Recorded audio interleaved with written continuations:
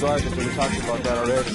This is a recycle bin outside of a major office building.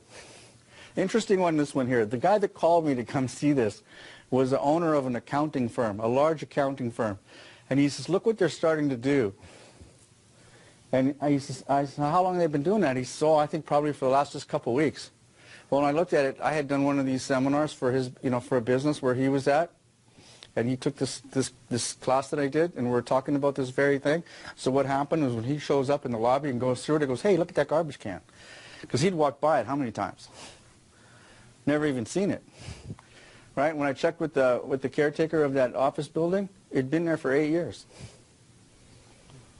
Right? He'd walked by it how many times? Right? And this is stuff that should have been shredded, but it's waiting to be picked up. So shred everything. Don't throw the computers into the recycle, because half those stuff end up by being sent overseas. Does the Nigerian scams you hear about kind of relate to why this? There's not by accident that happened to be there. A bunch of used equipment got sent there with files in them. I can tell you a case where there was a bank that sold a filing cabinet when they went to their new location. And nobody thought to check as to whether the guy that bought that filing cabinet, he couldn't understand why it was so heavy when he went to get it. It was full of files from a bank. Could that be your file that was in that drawer? Okay? We'll skip through these. If you're dealing with credit cards, do you or people that represent you look at those credit cards to, in fact, see if they're authentic or if they belong to the person who's actually trying to pass it? And do you have a way of teaching your staff to be able to deal with that situation without having a fight break out? Okay? So interesting one here. And I want to show this one because it's something I want you to understand. And the only one I'm going to pick on here is the one on the bottom. This is classic. Okay. This is classic. The thief is going to stake out that business before they try to do anything to it. And if you've got somebody like Mary here that's been there for 30 years, you're not going to pull no scams on Mary. She's seen it all 10 times. Right? But Mary goes to lunch. And the thief is going to stake that business out well enough to know when Mary goes to lunch.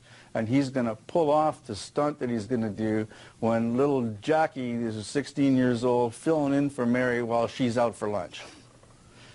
Right? And she's not going to recognize these scams or whatever's going on. So that's where it comes from. The other one, and this is even your networking business. When you're with your people, your buddies, and you're sitting in a restaurant and you're talking about your business, or even in a networking case like this, you're talking about your business. Are you aware of who's around you hearing what you're talking about? If you're talking about customers and situations, right? So there's only two sources of data theft, inside and outside.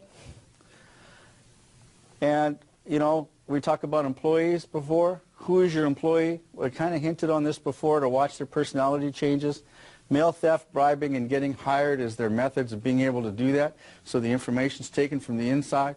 Ryan actually got his start working in a pharmacy, and then he moved from there to be part of a medical lab, and that gave him his start, because then he started taking some drugs for some problems that he had, which escalated into more drugs, which escalated into some bigger drugs.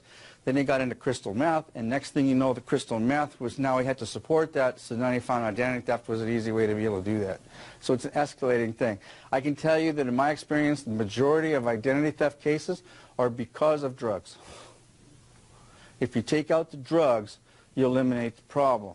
When they're talking about legalizing some of these drugs, it freaks me right out, because that's the starter of where a lot of these guys get started. They tell you it's not a starter drug, but don't believe it. You talk to the people that got there, and they'll tell you how they got there. Right? A large number of resumes are doctored, and there are even, you know, here's an interesting one. There's no, what a no criminal record means is they haven't been caught yet. That's what it means, right? Guy hasn't got a criminal record. Well, okay, it just means he hasn't been caught at anything. Is there a magic question or questions you can ask during an interview to flush out a criminal mind? Yes, there are. I have a friend of mine who's in a business where the finest investigative information out there is the methods done by the Israeli military and the way they look after the security at the Israeli airports. They don't have scanners. They don't run you through stuff. There's no metal. They don't run you through none of that equipment that we make a big deal out of. Their people are trained to see you start to sweat, or you start to look around, or, you know, what does this say? If somebody looks down at the left, they're lying. They're trained to be able to know these kind of things. There's a guy here in town who's trained with all of that, and he does actually interviews for companies to talk to these people. One of the recent situations he was telling me about was he discovered a guy that was applying for a security job, and it turned out he was doing human trafficking across the border just outside of Chilliwack in the mountains and behind in Chilliwack Lake. He was literally taking people over the border. And this is a guy that was applying for a security job. And this technique, he was able to flush that out. He just kept saying to the guy, there's something more here that I'm not hearing. There's something more here that I'm not hearing.